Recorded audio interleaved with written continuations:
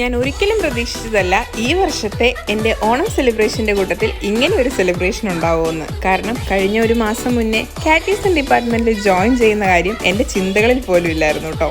അങ്ങനെയാണ് ഞാൻ അപ്രതീക്ഷിതമായി കാറ്റീസൺ ഡിപ്പാർട്ട്മെൻറ്റിൽ ജോയിൻ ചെയ്യുന്നത്. അപ്പോൾ പിന്നെ ഒട്ടും കുറച്ചില്ല, മാവേലിയും ഗെയിംസും പിള്ളേരുടെ ബഹളവും എല്ലാം കൂടിയായിട്ട് ഒരു അടിപൊളി ഓണം തന്നെ ഞങ്ങൾ അങ്ങ് സെലിബ്രേറ്റ് ചെയ്തു കേട്ടോ.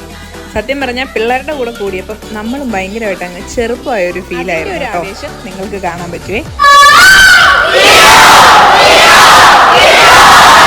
ആർപ്പുവിളികളും ആഘോഷമൊക്കെ കഴിഞ്ഞ സ്ഥിതിക്ക് ഇനി നമുക്ക് സദ്യയിലേക്ക് കിടക്കാം. ഈ സദ്യക്കൊരു പ്രത്യേകതയുണ്ട് കേട്ടോ. ഇത് ഓരോ ടീച്ചേഴ്സും അവരവരുടെ വീട്ടിൽ നിന്ന് ഉണ്ടാക്കി കൊണ്ടുവന്ന ഓരോ ഐറ്റംസ് വെച്ച് വിളമ്പിയ സദ്യയാണേ. അതുകൊണ്ട് തന്നെ ഈ സദ്യ ഭയങ്കര ടേസ്റ്റിയും ഭയങ്കര സ്പെഷ്യലും ആയിരുന്നു കേട്ടോ. അപ്പം ഇതൊക്കെയാണ് എൻ്റെ കാറ്റീസൺ ഡിപ്പാർട്ട്മെൻറ്റിൻ്റെ കൂടെയുള്ള ഓണവിശേഷങ്ങൾ. ബാക്കിയുള്ള വിശേഷങ്ങളൊക്കെ നമുക്ക് അടുത്ത വീഡിയോയിൽ കാണാം. അതുവരേക്കും ബൈ.